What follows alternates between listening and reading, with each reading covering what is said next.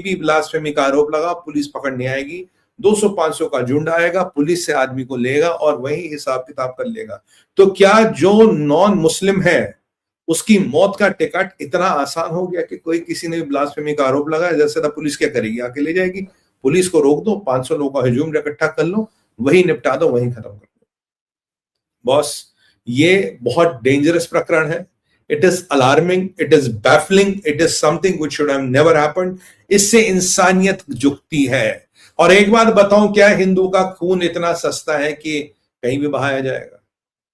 और अब जब ये हिंदू की लिंचिंग हुई, जब इतनी निर्मम हत्या हुई, तालिबान स्टाइल एग्जीक्यूशन को भी पीछे छोड़ा गया, ये अमेरिका के राजदूत, ये अमेरिका की एम्बेसी जो हदी पे गड़ियाली आंसू बहा रही थी, ये हदी वही है जिसने कहा कि ग्रेटर बांग्लादेश बनाएगा। ये हदी वही है जिसने कहा हिंदुस्तान के टुकड़े करेगा। ये हदी वही है जिसने कहा मेरी मां भारती का अंग काट के बांग्लादेश में बनाएगा। भाई, इतनी तेरी औकात कहां है? अगर इतनी तेरी औकात होती तो आज तू जिंदा होता। तू जिंदा नहीं है तो समझ तेरी औकात इतनी थी। जिस दिन लाइन पार कर ली, औकात घट जाती है बेटा, औकात डब्बे में आ जाती है। मैंने हमेशा बोला, लाइन पार करोगे तो क्या होता है। तो इसको जरा हदी को ये समझा दो। और आज उस हदी के कहने में जब अमेरिकन एम्बेसी कहती है कि हमें बड़ा दुख हुआ, ये जो हिंदू की निर्मम हत्या हुई, कोई कुछ नहीं बोला। कोई अमेरिकन, कोई यूरोपियन, कोई कुछ नहीं बोला। यहां तक ह्यूमन राइट्स वाले, ये हमारे बॉलीवुड वाले, ये मोमबत्ती गैंग, अवार्ड वापसी गैंग, बुद्धिजीवी गैंग, यहाँ कई सारी गैंग्स ऑपरेशनल है भारत में, कोई भी गैंग कुछ नहीं बोली। और ये आपको एक इंसिडेंट पता, मेरे पास रोज ऐसे इंसिडेंट आते, मेरे पास रोज ऐसे वीडियो आते, इतने वीडियो आते हैं, अगर मैं यहां दिखा नहीं सकता, आपको दिखाऊंगा तो आपकी रूह कांप जाएगी। आपके घर में रात को खाना नहीं बनेगा। आपके घर में रात को खाना नहीं बनेगा अगर मैं आपको वो दिखाने लगूं। इस दिल के अंदर कितनी चीजें मैं दबा के रखता हूं, ये मैं ही जानता हूं। क्योंकि हमें किसी से युद्ध या किसी की भावनाओं को भड़काना नहीं, पर सत्य तो बोलना पड़ेगा, सच तो बोलना पड़ेगा। अरे ये तो शहर में हो गया, जो गांव देहातों में बलात्कार हुए, जो गांव देहातों में निर्मम हत्याएं हुई, हमारे मंदिर तोड़े गए, उस पर कोई बोल रहा है? उस पर कोई बात हो रही है? कुछ नहीं हो रही। और जिहादी यूनिस कह रहा है, जिहादी यूनिस कह रहा है कि हम हदी से प्रेरित हैं और उसके दिखाए हुए रास्तों पे, हदी जिहादी था, वहाबी था, एक्सट्रीमिस्ट था, आतंकवादी था, मैं कहता हूं हदी से प्रेरित है, हम हदी के दिखाए हुए रास्तों पे आगे चलेंगे और आगे अपना विजय रखेंगे। तो यानी कि हदी का रास्ता है एंटी इंडिया रास्ता, हदी का रास्ता है जिहाद का रास्ता, हदी का रास्ता है भारत को तोड़ने का रास्ता। क्या मुल्ला यूनिस ये कह रहा कि भारत को तोड़ने वाली गैंग अब सरगना का सरगना यूनिस है? वैसे यूनिस तेरे इरादे तो शुरू से यही थे, बट क्या करें, कुछ जियोपॉलिटिकल ऐसी कंपल्शन आ गई है कि चिड़िया मेंढक भी ज्यादा टरटराने लगे, चींटियों के पर निकल आए हैं। देखिए, मैं आपको शुरू से ये नहीं कह रहा था कि मोदी का क्रैकडाउन हो रहा, अमित शाह का क्रैकडाउन हो रहा, अब ये क्रैकडाउन होगा, अब यहाँ क्रैकडाउन होगा। मैं भारत विचार पैसा कुछ नहीं कहता। अभी मैं 9 बजे एक चैनल पे था, और चैनल वो वैसे नाम नहीं लूंगा, अगर आपने देखा होगा तो देखा होगा, देखिए नहीं तो मैं 9 बजे किस प्राइम टाइम टीवी पे था। तो वहां वो चैनल हमेशा गवर्नमेंट को सपोर्ट करती है। आज उन्होंने मुझसे सवाल पूछा, बोले सुमित जी ये बताइए कि हमारी गवर्नमेंट ने अब तक बात क्यों नहीं की इसकी?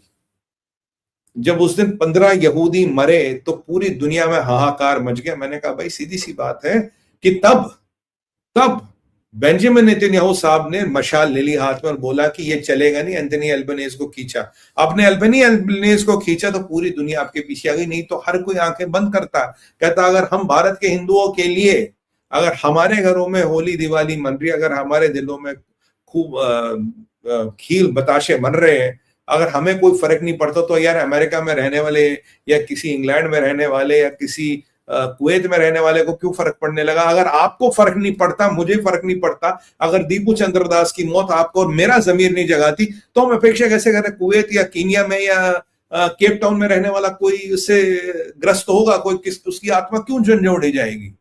मैंने बोला हमारी सरकार को इसको उठाना चाहिए और हमारे पास काफी सारे विकल्प हैं बांग्लादेश की औकात खींचने की। We can have lot of leverages.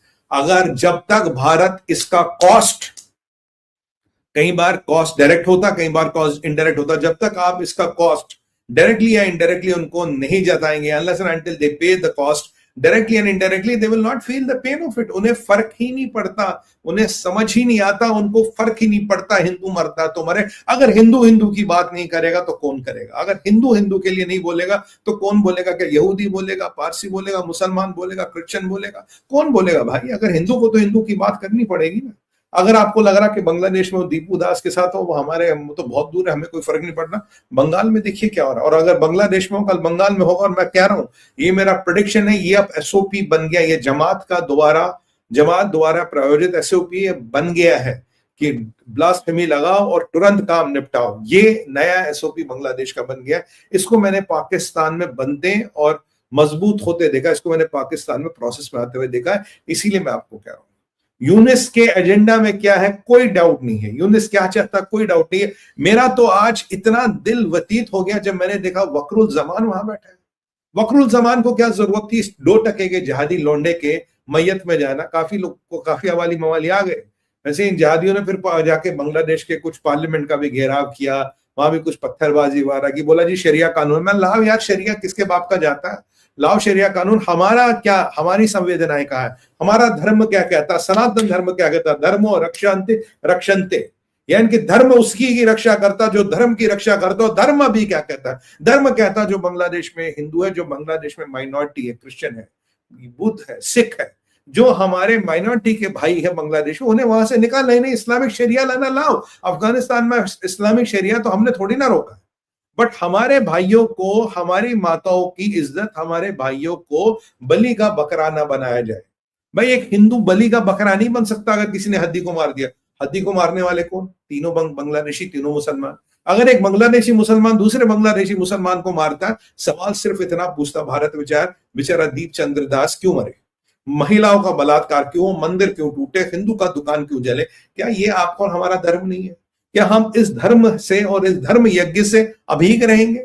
क्या आज हम बिल्कुल चुप करेंगे कि हमें फर्क नहीं पड़ता? याद कीजिए, कश्मीर हुआ था, कैराना हुआ था, मैंने देखा है।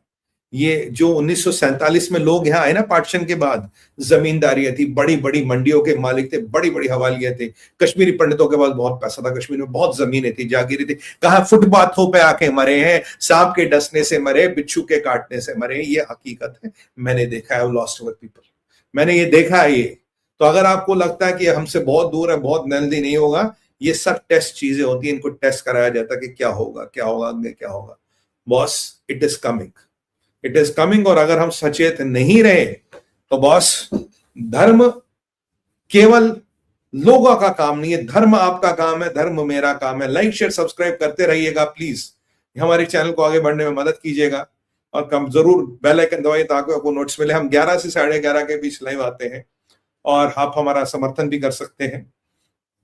तो देखिए, धर्म जो है, धर्म चलता रहेगा। धर्म किसी का, सॉरी, धर्म किसी का प्रेरोगेटिव नहीं है, धर्म केवल हम सबका प्रेरोगेटिव। ये मोदी जी पे छोड़ दिया, जयशंकर साहब पे छोड़ दिया, वही करेंगे। हम कुछ नहीं। कहा है जन भावना, कहा हिंदुओं में आक्रोश, कहा हिंदू कह रहा नहीं मोदी जी हमें ये करके दो।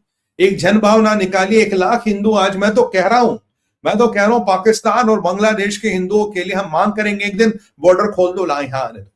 पाकिस्तान, बांग्लादेश में, अफगानिस्तान में जो हिंदू है, बॉर्डर खोलो, कोई वीजा पासपोर्ट नहीं चाहिए, आइडेंटिटी दिखा, अप्रूव करो, यहां लिया। अगर हिंदू के लिए भारत के दरवाजे खुले नहीं तो कैसे होगा?